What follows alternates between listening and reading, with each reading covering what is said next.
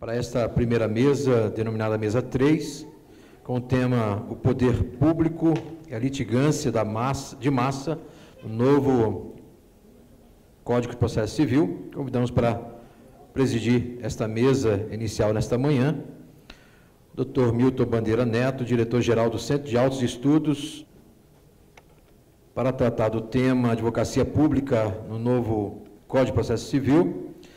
Dr. Marco Antônio Rodrigues, ele doutor pela Universidade Estadual do Rio de Janeiro, procurador do Estado do Rio.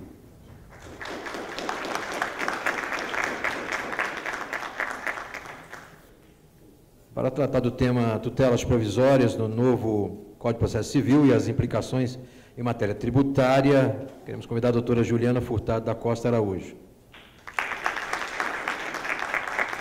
Ela é doutora pela Pontifícia Universidade Católica de São Paulo, procuradora da Fazenda Nacional.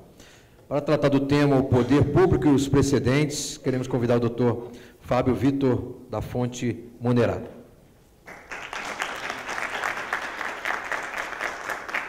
Doutor Fábio é mestre pela Pontifícia Universidade Católica de São Paulo, diretor estadual da Escola da Advocacia Geral da União e coordenador nacional de Processo Civil. Com a palavra para conduzir os trabalhos desta mesa, com a palavra o doutor Milton Bandeira Neto.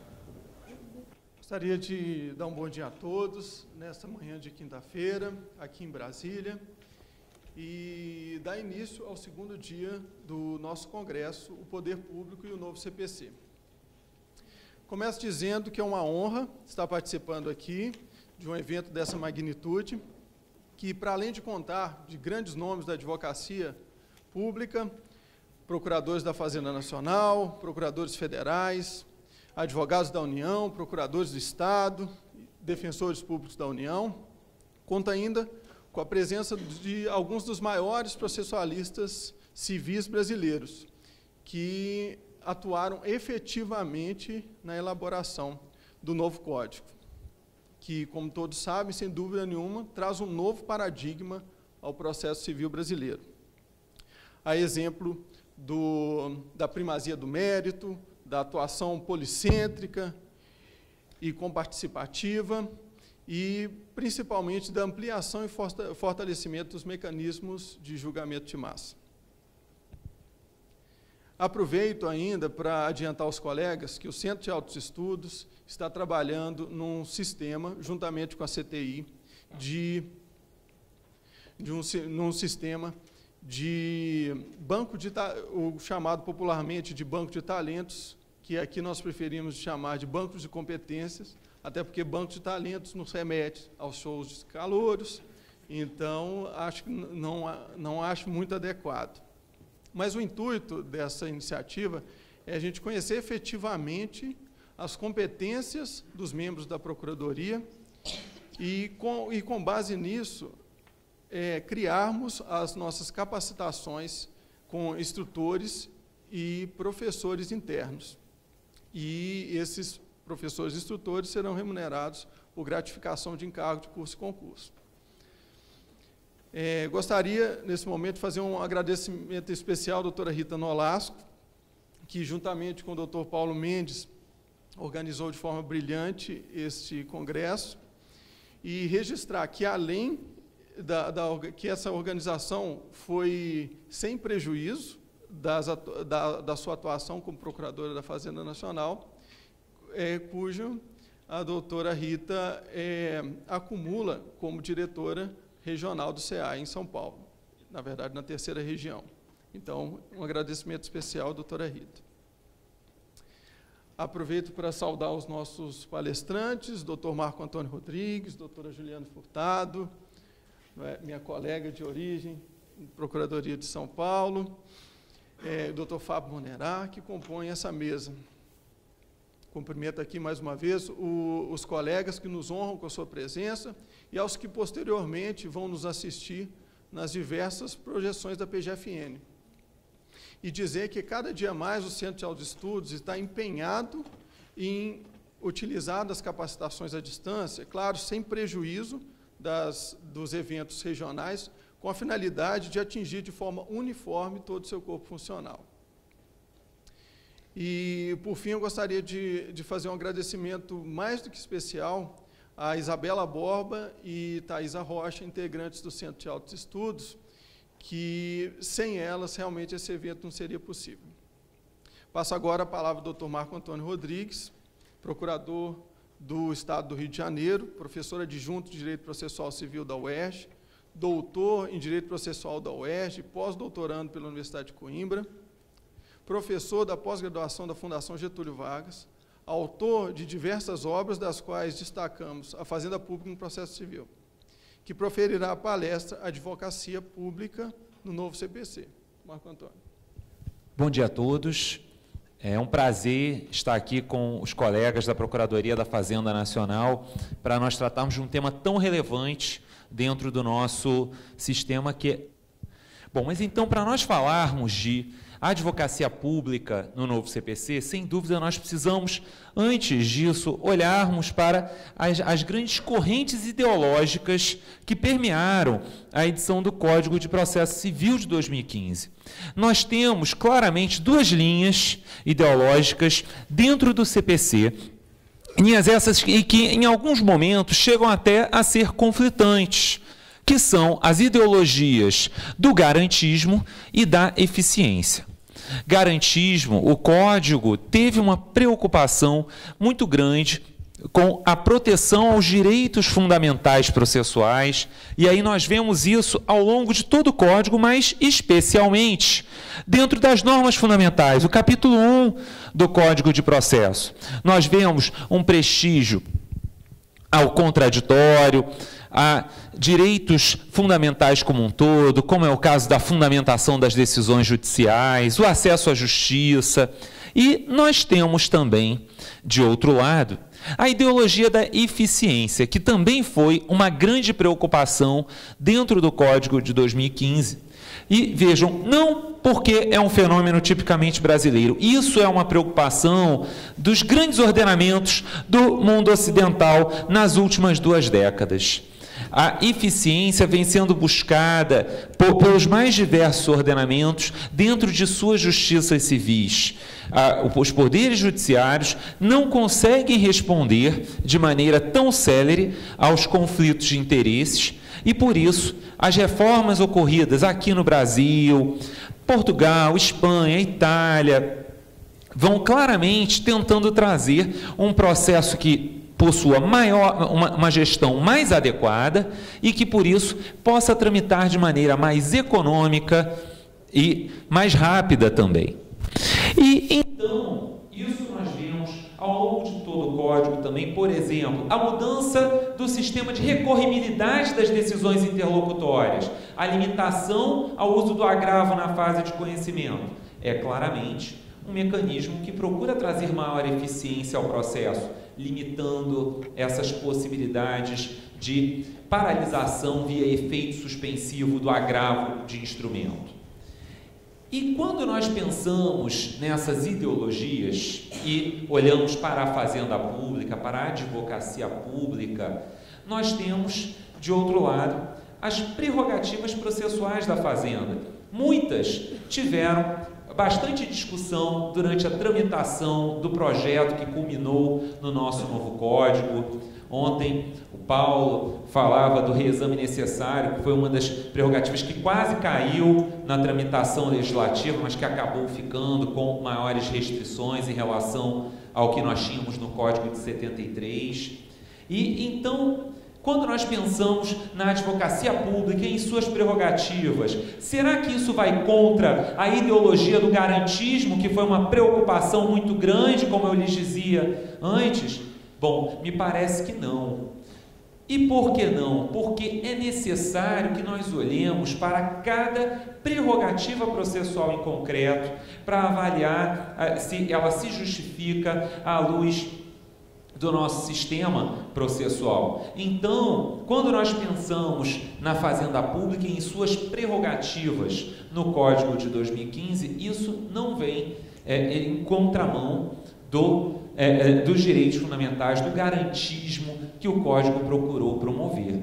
Porque cada prerrogativa pode se justificar à luz de outros direitos fundamentais, dos quais a própria Fazenda Pública possa ser titular. Afinal de contas, o próprio STF, nós sabemos, ao julgar o mandado de injunção 725, chegou a dizer que as pessoas de direito público também podem ser titulares de direitos fundamentais.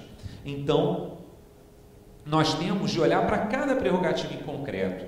E aí, o nosso novo CPC nos traz um título da advocacia pública que corresponde aos artigos 182 a 184 do novo Código.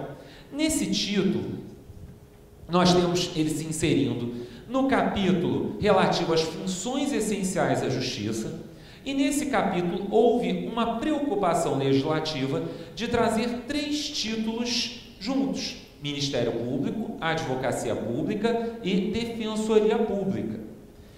O título da Advocacia Pública vem com regras simétricas a Ministério Público e Defensoria Pública, o que me parece ter aí também um caráter simbólico muito importante para a Advocacia Pública. Nós não tínhamos um título assim no Código de 73, nesse momento que vivemos aí de PEC da autonomia e também, de outro lado, discussões sobre uma série de prerrogativas da própria Fazenda ou dos procuradores dos entes públicos. O Código estabelece um título próprio para a advocacia pública e com prerrogativas análogas à da Defensoria e do Ministério Público mostra a igual dignidade que o legislador dá à advocacia pública em relação a essas instituições. E dentro desse título da advocacia pública, eu começo tratando de uma regra que não é processual, até porque o Código de Processo ele não trata apenas de normas processuais. Nós temos normas também que podem ser respeito a outros ramos do direito. E, nesse sentido, o artigo 184 nos traz uma regra de direito civil e direito administrativo. O artigo 184 trata da responsabilidade civil do advogado público.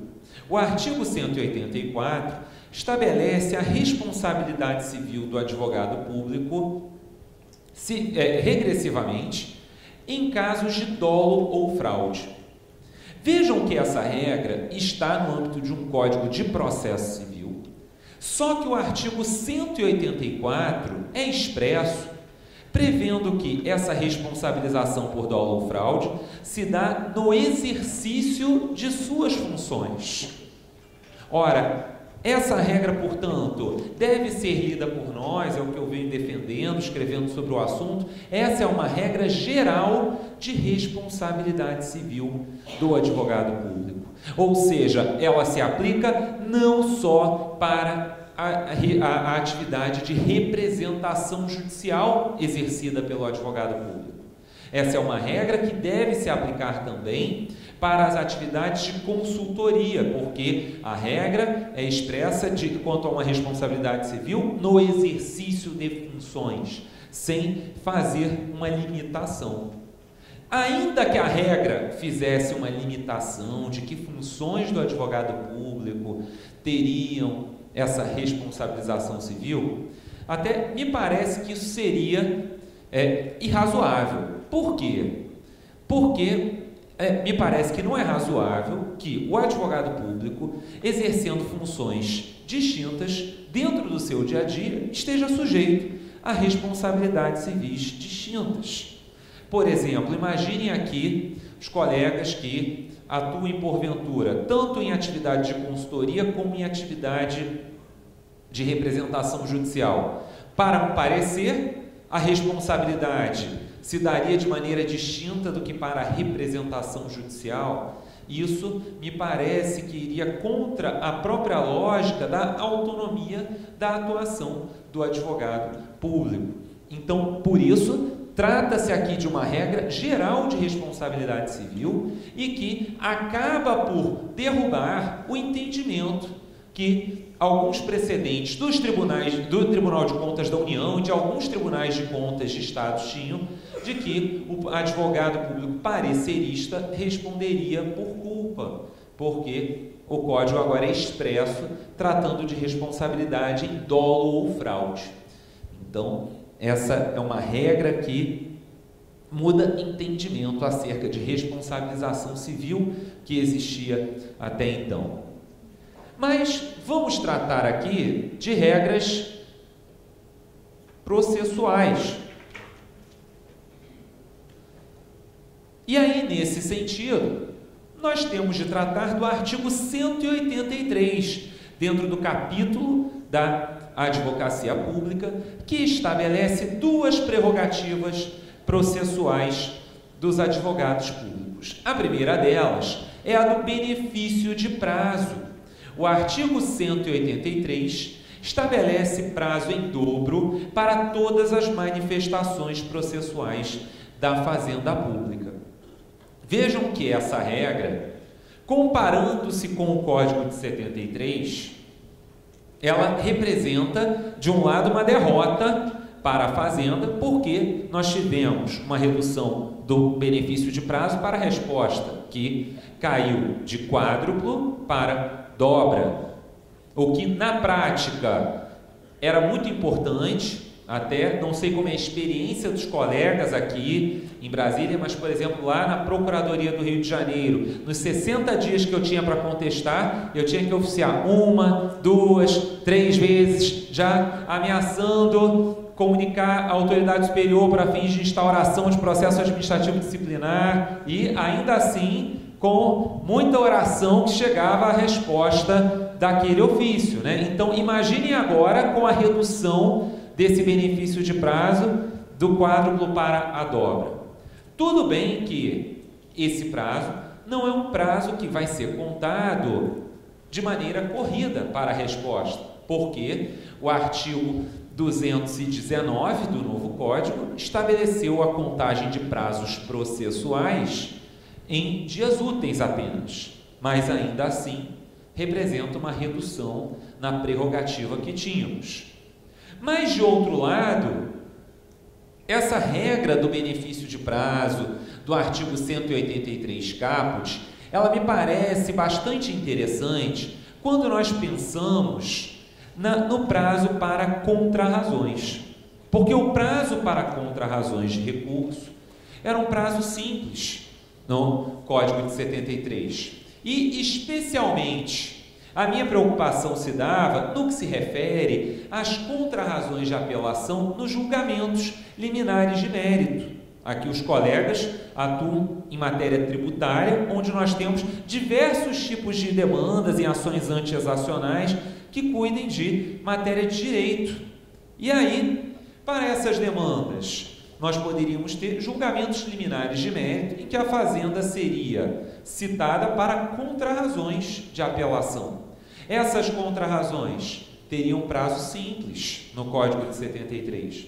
No novo Código, nós passamos a ter a dobra para esse prazo, que eu reputo muito importante pelo fato de que as contrarrazões de apelação nessa situação, que é bastante comum na litigância de massa que nós vivemos na advocacia pública, nas mais diversas esferas da federação. Ora, esse tipo de julgamento, eu vou precisar de informações, muitas vezes, de um órgão de origem, de alguma entidade da administração indireta, daí porque a ampliação do benefício de prazo para as manifestações processuais como um todo protege a Fazenda, sobretudo nessas situações de resposta a recursos. Agora, esse benefício vai se aplicar para toda e qualquer situação? Vejam que o artigo 183, parágrafo 2º, estabelece uma restrição. O artigo 183 estabelece que não se aplica esse benefício quando a lei previr de forma expressa um prazo próprio para o ente público. Ora, o que esse dispositivo faz, em outras palavras, é estabelecer o critério da especialidade para a solução de antinomias. porque estabelece que uma norma especial pode afastar o benefício de prazo. Dentro do Código, por exemplo, nós temos a regra do artigo 535. O artigo 535 trata do prazo para impugnação na execução de título judicial em face da Fazenda, que passa a ser uma fase de cumprimento no Código de 2015. E essa impugnação da Fazenda tem prazo de 30 dias por força do artigo 535. Vejam que esse é prazo específico para a impugnação da Fazenda. Então, incide o parágrafo 2º. Não haverá aplicação da dobra do artigo 183 caput. Da mesma forma, nós temos a sistemática dos juizados especiais. Juizados federais, juizados da Fazenda têm previsão expressa de que não haverá a aplicação de prazos diferenciados para a Fazenda. Então, não tem esse benefício.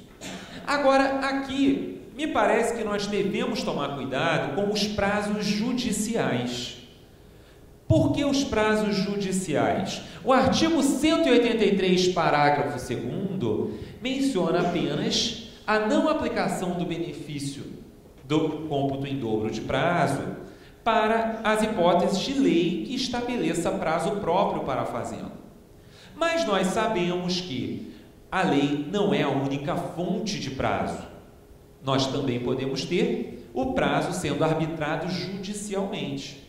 E aí me parece que, por analogia, deve ser aplicada a mesma lógica do parágrafo 2º. Se decisão judicial estabelece prazo especificamente para a Fazenda, devemos contá-lo de forma simples. A Fazenda em 5 dias sobre os documentos juntados pelo contribuinte. Ora, é prazo próprio para a Fazenda. Então, quando a regra aqui fala lei, devemos interpretar também a decisão judicial estabelecendo um prazo próprio para a Fazenda. E se a decisão judicial estabelecer prazo para ambas as partes, aí não é prazo próprio para a Fazenda. Então, a meu ver, esse prazo dobra. As partes em 5 dias sobre o acrescido nos autos. Ora, aqui não é prazo estabelecido de forma própria para a Fazenda. Então, a Fazenda passa a ter prazo em dobro para essa situação.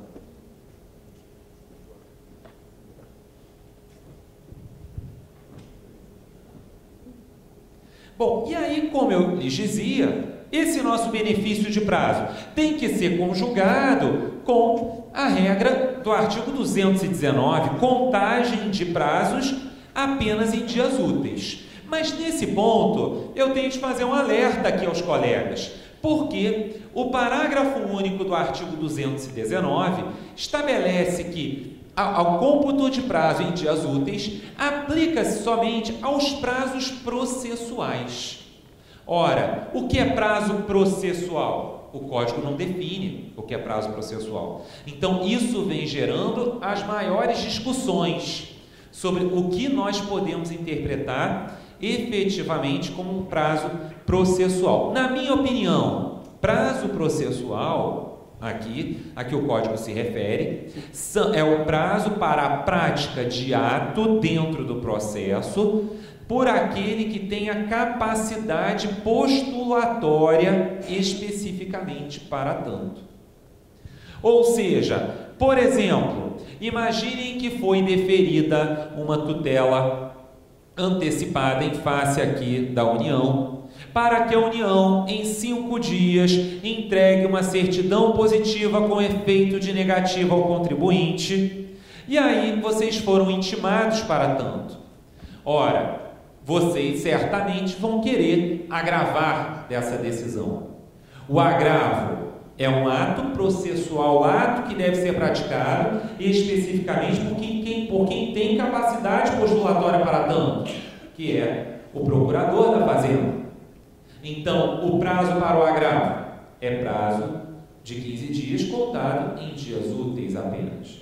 Mas o prazo para cumprimento daquela tutela sob pena de multa, ora, esse prazo aqui não é um prazo para ser cumprido cumprido por alguém que necessariamente tenha capacidade postulatória. Ainda que dentro da estrutura do ente público a emissão dessa certidão tenha sido delegada a um procurador, vejam, esse não é ato privativo de um procurador, porque não é um ato que seja de capacidade, de uma exigência de capacidade postulatória. Então, o prazo aqui seria um prazo corrido para que houvesse a incidência da multa. E aí, essa discussão sobre prazo corrido, prazo em dias úteis, acaba se dando para os mais diversos prazos. Trago aqui duas questões que já surgiram quanto a uma ação que é típica de nossa atuação em juízo, mandado de segurança. O prazo para a impetração do mandado de segurança, será que vai se contar apenas em dias úteis? Bom, essa regra aqui do prazo em dias úteis, a meu ver, não se aplica para a impetração do mandado de segurança. E por quê? Porque a propositura do mandado de segurança é a propositura de uma nova ação, inaugurar uma nova relação processual, sem qualquer tipo de prevenção, por ser, aqui não atua como uma ação para impugnação dentro do processo, daí porque não representa a prática propriamente de um ato processual. Caso contrário, me parece que nós teríamos de passar a contar os prazos prescricionais para a propositura de qualquer demanda em dias úteis também, seguindo essa lógica. Embora o mandado de segurança tenha um prazo decadencial para a sua propositura, a lógica teria que ser a mesma para toda e qualquer ação. Então, eu só poderia contar em dias úteis, o que não me parece o caso, porque aqui estamos tratando de inaugurar uma nova relação processual. Uma outra discussão que surge é essa, nos interessa enquanto fazenda, porque nós estamos de regra no polo passivo do mandado de segurança, né? É o caso das informações em mandado de segurança. As informações terão seu prazo contando em dias úteis ou dias corridos? Bom, me parece que aqui a resposta passaria pela análise da natureza jurídica dessas informações.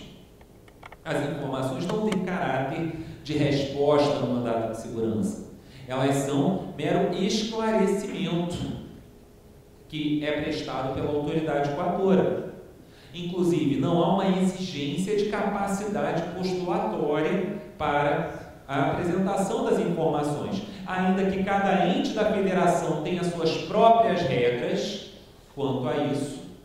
Por exemplo, há entes que exigem que haja o visto do procurador, do ente público, nas informações. Há entes, o Estado do Rio de Janeiro, nós, por lei, fazemos a primeira minuta das informações, mas ainda assim, não é ato de capacidade postulatória do procurador. Por isso, me parece que não é um ato processual, é um ato que é praticado por agente público dentro do processo, mas não é propriamente um ato processual e, por isso, se contaria em dias corridos. Agora, é aquela coisa, né? Também na prática nós sabemos que esse é um prazo que os tribunais em geral não veem como preclusivo. Então, se a autoridade coatora não apresentou as informações dentro de 10 dias corridos, é muito difícil que essas informações não sejam aceitas fora desse prazo nos autos mandados de segurança.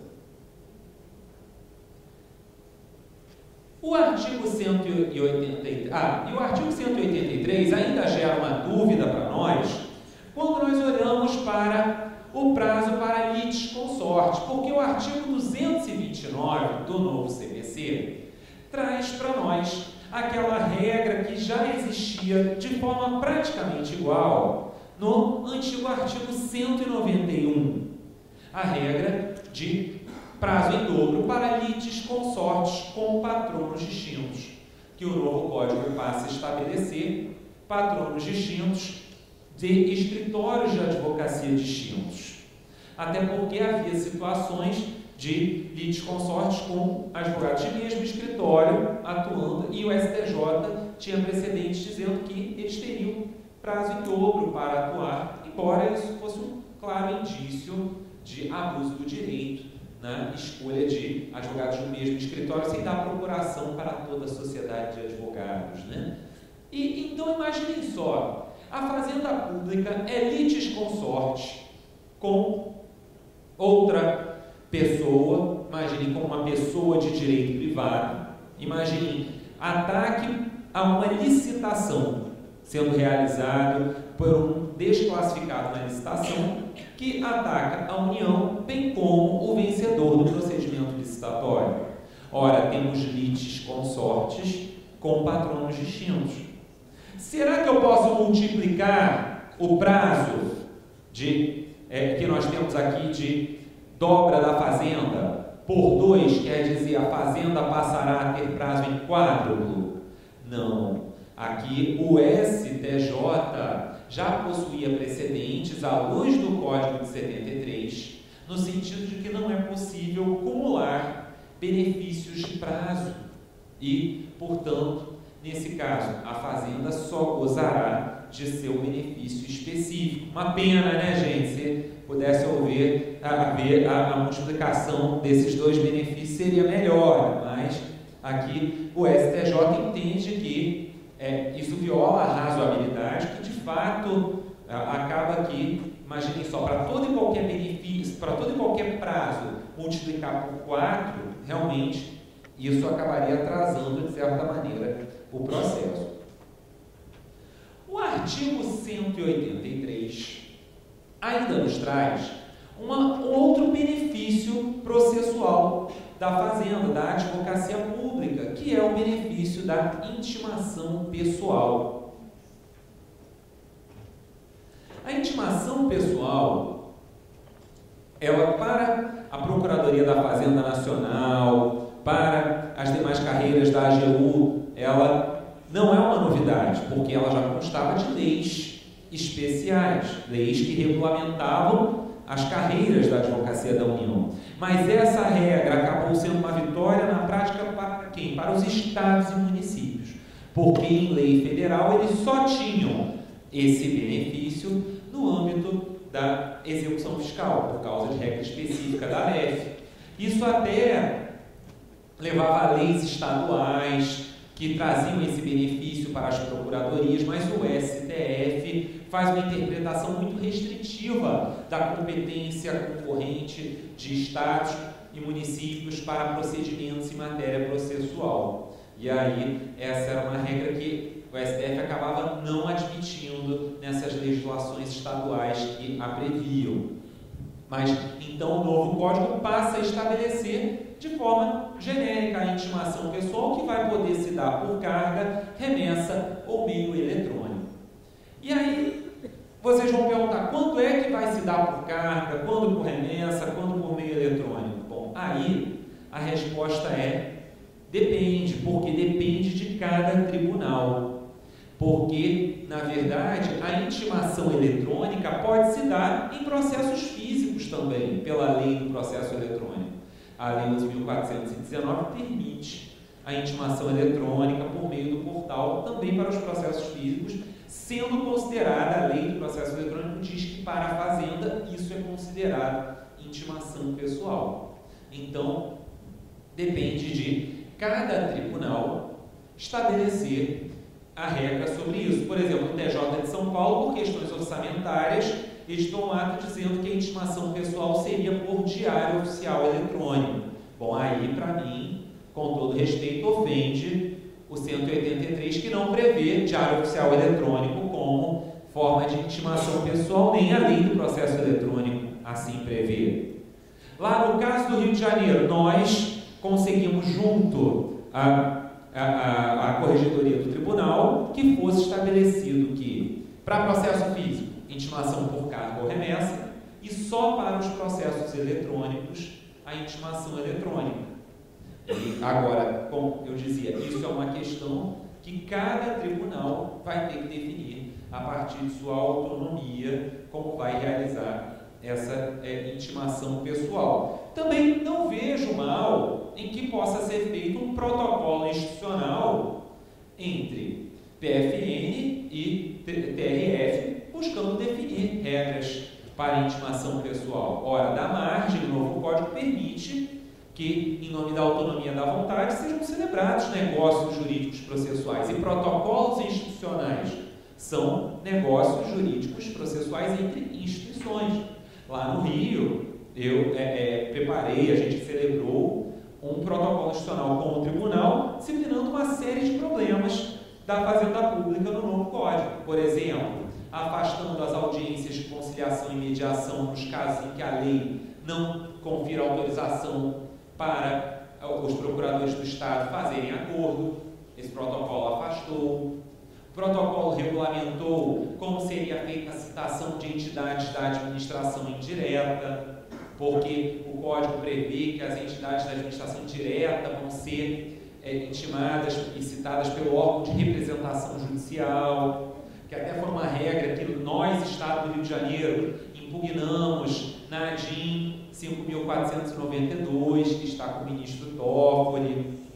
Até eu tive a oportunidade de despachar com ele essa ADIM, porque tem uma série de problemas à luz do federalismo, já que a lei federal não poderia disciplinar isso para as esferas estaduais e municipais. Como é que vai se dar intimação? Quem é que vai representar entidades na administração indireta estadual e municipal? Bom, e ainda dentro da nossa atuação de advocacia pública, eu destaco que o novo CPC trata também de competências nas ações em que a União, Estados e Distrito Federal sejam partes. São os artigos 51 e 52 do novo CPC que tratam desse assunto. E o artigo 51, ele, na verdade, replica regras que já estão nos parágrafos do artigo 109 da Constituição. No caso da União Ré, nós temos a ação podendo ser proposta em foros concorrentes, domicílio do autor, ocorrência de ato ou fato, Distrito Federal, situação da coisa. Mas vejam, no caso da União, essa regra não é um problema. Essa regra não é um problema porque a União, ela, na verdade, é domiciliada em todo o território nacional e é capilarizada quanto a seus órgãos de representação judicial em todo o território nacional. Qual foi o problema? E aí foi objeto da nossa ADIM, o artigo 52. O artigo 52 replicou essa regra da União para os estados. Ora, essa regra, meus amigos, ela tem alguns problemas de constitucionalidade, mas o mais grave qual é? Ofensa ao Pacto Federativo. Ora, imaginem que o Estado do Rio de Janeiro pode ser acionado no Estado de Rondônia. E o Poder Judiciário de Rondônia pode, eventualmente, começar a fazer arresto de contas públicas do Estado do Rio de Janeiro. Isso põe em risco o Pacto Federativo. Tanto a Constituição se preocupou com o Pacto Federativo, que estabeleceu que, por exemplo, ações entre Estados da Federação são da competência do STF. Então, como é que a lei pode estabelecer agora que um Estado julgará o outro dentro do nosso Pacto Federativo? Então, essa regra aqui, ela também ainda teria outro problema. Ora, quem vai representar um Estado nos limites territoriais do outro? Pelo artigo 132 da Constituição, cada Estado tem a sua procuradoria. Então, se eu coloco outro procurador de outro ente da federação para praticar ato, que é até o que o artigo 75, parágrafo 4º, permite que ocorra, isso pode ofender, inclusive, a regra do concurso público, porque um procurador que não fez concurso para o ente federado defenderia interesses de outros. Por isso, essa regra aqui do artigo 52, ela me parece que tem que ser interpretada conforme a Constituição. Só se pode utilizar os foros concorrentes do parágrafo único do 52 se o domicílio do autor se der nos limites territoriais de cada Estado. Caso contrário, isso ofende o Pacto Federativo, a regra do concurso público, 132. fiscal, nós também tivemos uma previsão expressa de competência quanto a ela no artigo 46, parágrafo 5º. A execução fiscal, ela vai poder ser proposta no foro do domicílio do réu, da residência ou local em que for encontrado. Vejam que essa regra supera a regra do artigo 578 do antigo Código, que previa que trazia outros foros concorrentes para a execução fiscal também. Previa, por exemplo, a execução fiscal no local em que devesse ser cumprida a obrigação. Agora não, agora nós temos aí essa previsão que estabelece o local em que se encontra o executado, procurando facilitar o acesso à justiça do executado. O único problema é que isso pode prejudicar também a atuação do exequente, né? Que o Código pensou na figura do executado, mas imaginem que, por exemplo, vocês fizeram uma autuação fiscal em Brasília, mas o domicílio do executado é lá no Amapá. Vai ser necessário que haja uma comunicação maior interna dentro da própria PFN para que se possa remeter informações, para que se faça a execução fiscal lá. No caso de estados e municípios, essa regra é péssima. Por exemplo, nós pegamos na barreira fiscal entre Rio e Minas, transportadora que tem sede no Maranhão. Nós não podemos mais promover a execução fiscal aqui, lá no Rio. Nós vamos ter que fazer no Maranhão a execução fiscal. E aí, essa é uma regra que gera esse prejuízo para os exequentes. Mesmo no caso da União estar capilarizada pelo país, isso vai levar a uma necessidade de intercomunicação muito maior dentro dos órgãos da PFN e da administração fazendária. E aí, meus amigos, só para nós fecharmos, eu também gostaria de dizer que o novo Código, ele nos traz para advogados públicos, num contexto de boa-fé e cooperação como normas fundamentais do novo CPC, o incentivo a novas posturas. O novo Código passa a exigir de nós algumas posturas diferenciadas. E aí, na verdade, eu chamo a atenção disso em 3 pontos. Primeiro, o Código, ontem houve um painel discutindo negócios processuais, meios consensuais de solução de controvérsias. Ora, se o Código prestigia, aposta de tal maneira na autonomia da vontade, nós, Fazenda, não estamos imunes a isso. Ao contrário, é importante que nós também incentivemos negócios processuais, meios consensuais de solução de controvérsias. Então, por exemplo, negócios processuais pela Fazenda, como protocolos institucionais que eu mencionava aqui, que lá no Rio nós fizemos, por exemplo, protocolos institucionais tornam a nossa atuação muito mais eficiente. Transações em situações em que isso seja possível. Lá no Rio, por exemplo, nós aprovamos a lei que trata do termo de ajuste de conduta tributária, que tenta resolver. Esse foi um projeto que andou muito rápido no final do ano passado. Vocês já devem imaginar o motivo, afinal de contas, o Estado do Rio está nadando em dinheiro, né? E aí esse projeto andou rápido como uma forma de também conseguir que a gente pudesse buscar maior arrecadação. Então, o Código incentiva meios consensuais à solução de controvérsias, como, por exemplo, termos de ajuste de conduta tributária. A lei da mediação prevê, lá no artigo 34, a possibilidade de mediação em matéria tributária também, a lei 13.140. A boa-fé e a cooperação também nos trazem uma segunda exigência, que nós venhamos a reduzir a utilização de recursos com baixa chance de êxito. Ora, recursos com baixa chance de êxito vão levar fatalmente à incidência de honorários advocatícios recursais. Nós vamos aumentar o prejuízo econômico da União, do Estado. Então, nós devemos buscar cada vez mais as dispensas ou genéricas a recurso, autorizações genéricas para não recorrer quanto a matérias em que sabidamente o ente público está errado, ou então temos um estímulo às dispensas específicas de recurso, como forma de evitar esses recursos que aumentarão os ônus econômicos do processo sobre o ente que representamos.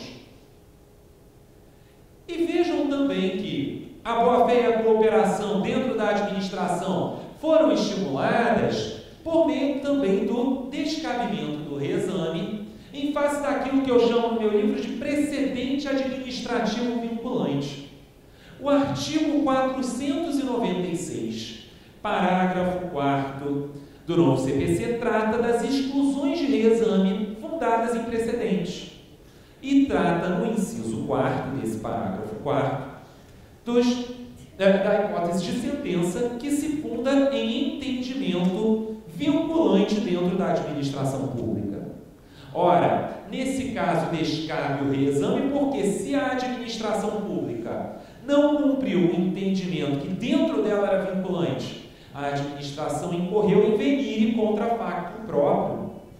E por isso, o Código, tutelando a boa-fé, afasta desde logo o reexame. A administração tinha que ter cumprido com aquele comportamento que já era vinculante dentro dela.